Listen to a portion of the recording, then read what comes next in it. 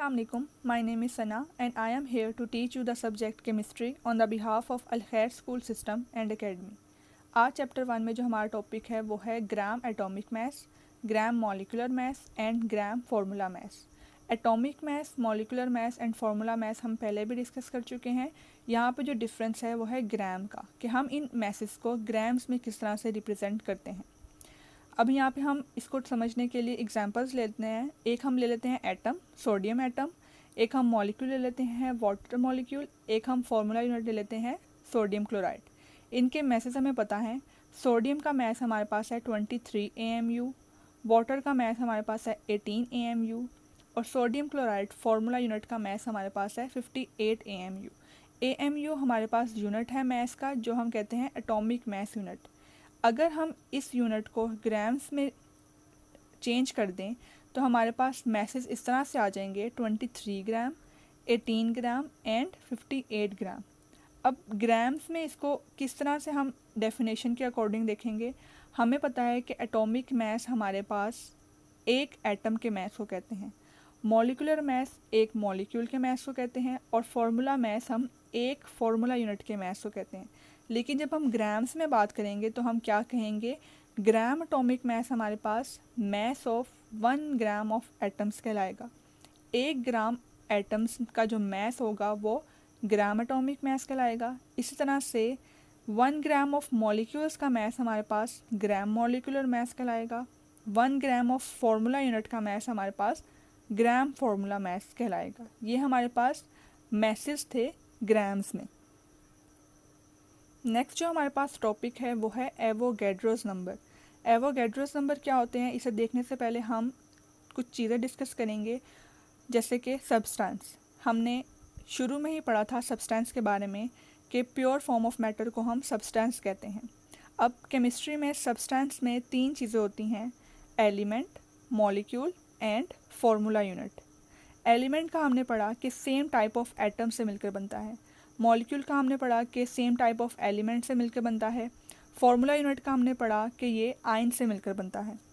अब हम कहते हैं कि सपोज हमारे पास एलिमेंट है कार्बन, मॉलिक्यूल हमारे पास है वाटर मॉलिक्यूल, फार्मूला यूनिट है हमारे पास सोडियम क्लोराइड। हम कहते हैं कि इसमें same type of carbon atoms मौजूद हैं, same type of water molecules मौजूद हैं और सेम टाइप्स ऑफ ही हमारे पास सोडियम क्लोराइड के आयन्स मौजूद हैं। लेकिन हमें लिमिटेशन नहीं पता कि इसमें कितने नंबर ऑफ़ एटम्स मौजूद हैं, इसमें कितने नंबर ऑफ़ मॉलिक्यूल्स मौजूद हैं, इसमें कितने नंबर ऑफ़ आयन्स मौजूद। तो इन्हें कैलकुलेट करना बहुत मुश्किल है। तो इसको इजी बनाने के लिए एवोगैड्रोस एक साइंटिस्ट था जिसने हमें एक कैलकुलेशन दे दी, एक नंबर दे दिया जो कि क्या है 6.02 इंटू 10⁻23। उसने क्या कहा डेफिनेशन के अकॉर्डिंग कि it is a collection of 6.02 into 10⁻23 particles. Particles हमारे पास क्या हैं, वो एटम्स भी हो सकते हैं, वो मॉलिक्यूल्स भी हो सकते हैं, वो आयन्स भी हो सकते हैं।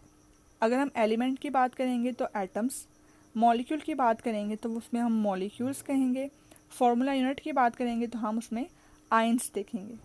तो इसी तरह से अगर हम कहें कि हमने कार्बन में एलिमेंट में सेम टाइप ऑफ एटम्स बताने हैं, हमने कहना है कि इसमें कितने नंबर ऑफ़ एटम्स मौजूद हैं, इसमें कितने मॉलिक्यूल्स मौजूद हैं, इसमें कितने फार्मूला यूनिट्स मौजूद हैं, तो उसको हम किस तरह से कैलकुलेट करेंगे। नेक्स्ट जो हमारे पास पॉइंट है वो इस तरह से है कि हम सपोज़ जब हम कहते हैं कि हम 12 बनानास हैं और वो 1 डज़न के इक्वल हैं, इसी तरह से हम कहते हैं कि जो 12 एग्स हैं वो 1 दर्जन के इक्वल हैं।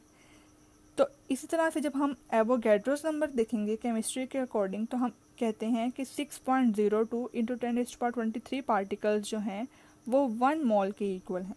तो ये जो पार्टिकल्स हैं उन्हें हम 1 मोल के equal as a unit consider कर देते हैं।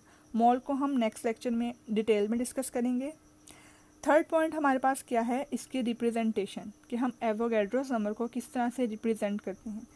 तो इसे हम NA से रिप्रेजेंट करते हैं, जिसमें हम N भी कैपिटल लिखते हैं और A भी कैपिटल लिखते हैं, लेकिन A को थोड़ा सा सेंटर में करके लिखते हैं।